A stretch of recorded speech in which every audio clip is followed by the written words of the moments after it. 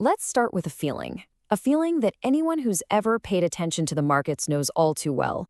It's that pit in your stomach, that sense of dread when you see the headlines, the fear that you are missing something huge while everyone else is running for the exits. It feels like a nightmare, and it all begins with one desperate plea. This is the desperate cry from a recurring nightmare that our guy today, the speculator Victor Niederhofer, used to have.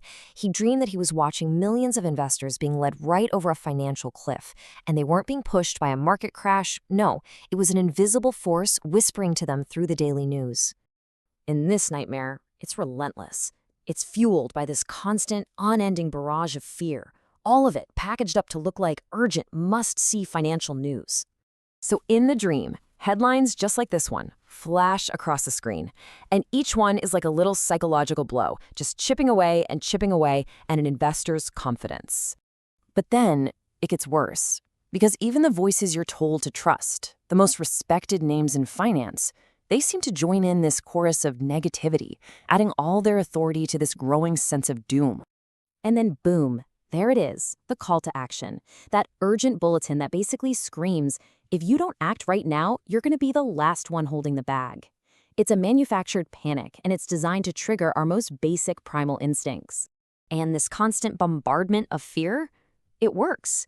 It actually transforms perfectly rational investors into what Niederhofer calls pod people. They're like these emotionless zombies who just blindly follow the herd, selling off their assets, and in the process, they completely forget the single most important fact about the market's entire history. So what is it they're forgetting?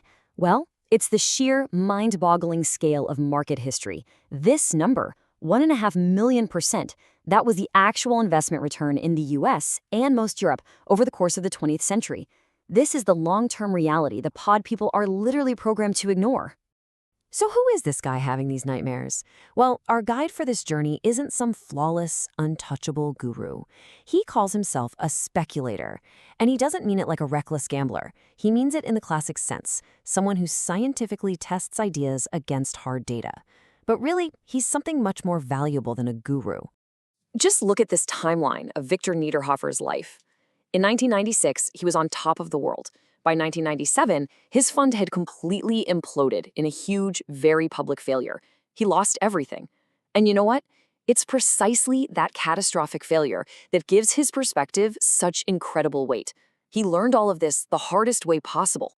I mean, his fall from grace was just brutal. This quote, it really captures the humiliation of it all. It totally stripped away that illusion of the invincible Wall Street wizard and forced him to figure out the real reason for his downfall, because it wasn't just a single bad trade. And from the ashes of that financial ruin, he finally identified the true enemy. It wasn't a stock. It wasn't even the market. It was an idea, something way more powerful and way more contagious. He called it a meme. Now, I'm not talking about the funny cat pictures you see online. He meant it in its original scientific definition, an idea virus. Think of it like a parasitic concept that can infect an entire population, change how everyone thinks, and drive their behavior, often straight toward self-destruction. And this, right here, this is patient zero. This is the exact moment the meme of irrational exuberance was unleashed on the world. Those words were spoken by Alan Greenspan, who was the chairman of the Fed at the time, probably the most powerful financial figure on the entire planet. And that one simple question, well, it changed everything. So once it was out there, the memes started to spread and mutate. The media grabbed Greenspan's warning and amplified it 1,000 times. The entire narrative turned against the optimism of the tech boom. And then, when real scandals like Enron and WorldCom happened, the meme just fed on them, twisting them into so-called proof that the entire system was corrupt. Pretty soon, fear wasn't just a feeling anymore. It was the accepted logic. So, if our brains are so easily hijacked by these idea viruses, what do? How do we fight back? Well, according to Niederhofer, there is a cure. There's a simple but incredibly powerful antidote to all this propaganda. See, you don't fight a bad idea with another opinion, and you don't fight one scary story with a happier story. No. You fight myth with math. You fight the propaganda with the scientific method and cold, hard, verifiable data. Okay, let's actually put that method to the test on one of the biggest, most foundational myths in all of finance, the idea that rising company profits make stock prices go up. I mean, it sounds like simple common sense, right? But the data? Oh, the data tells a very, very different story. Why?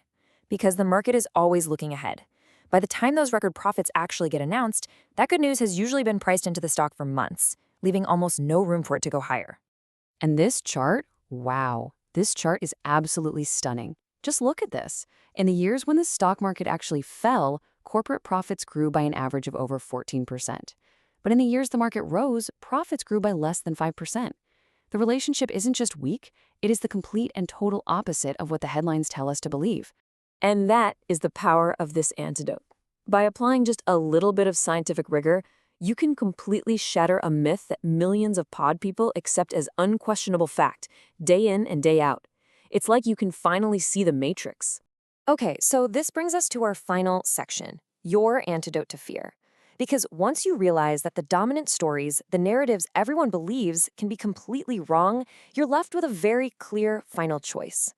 It really leaves every single one of us standing at a crossroads. We can keep going down the path of the pod person, letting our emotions get jerked around by the daily news cycle, basically just becoming food for the market. Or we can choose the path of the true speculator, the skeptic who tests every single claim and trusts data over drama. Now, choosing the speculator's path, it's not easy. It means you have to accept risk, and it means you have to accept the very real possibility of being wrong, of failing. But as Niederhofer learned, and as his own father told him right after his collapse, failure isn't the end. It's a revelation. It's how you learn, how you stay in the game, and ultimately, it's how you grow. So I want to leave you with this one crucial question. The next time you make a financial decision, ask yourself, are you really the one making it? Or is there an invisible idea virus, a meme you just picked up from a headline, that's pulling the strings and deciding your future for you?